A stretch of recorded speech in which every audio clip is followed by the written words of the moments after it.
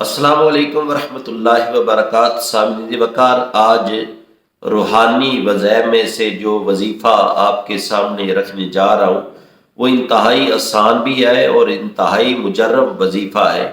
ہر اس آدمی کے لیے جس کی آمدنی کم ہے یا رزق کی تنگی ہے، وہ اس کا رزق میں وسعت نہیں، خرچے زیادہ ہے، آمدنی کم ہے، تو اگر وہ بندہ صدق کے دل سے یہ وظیفہ کرے گا، اللہ تبارک و تعالیٰ اس کے رزق میں وسعت عطا فرما دیں گے۔ یہ رزق خود آقا، یہ وظیفہ جو ہے یہ خود آقا علیہ الصلوۃ والسلام نے بتایا ہے، اور کریم آقا علیہ الصلوۃ والسلام کا فرمان ہے کہ یہ ایسے کلمات ہیں جو زبان میں بہت ہلکے ہیں لیکن وزن میں اس کا وزن بہت زیادہ ہے، اور اللہ تبارک و تعالیٰ کو ان کلمات سے بہت محبت ہے۔ وہ کلمات کون سے ہیں؟ سبحان اللہ و بحمدہ سبحان اللہ العظیم۔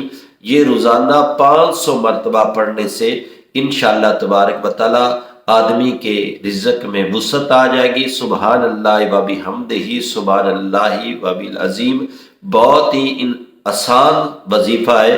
اگر بندہ یہ کرے گا انشاءاللہ تبارک و تعالیٰ اس کے رزق میں اضافہ ہو جائے گا۔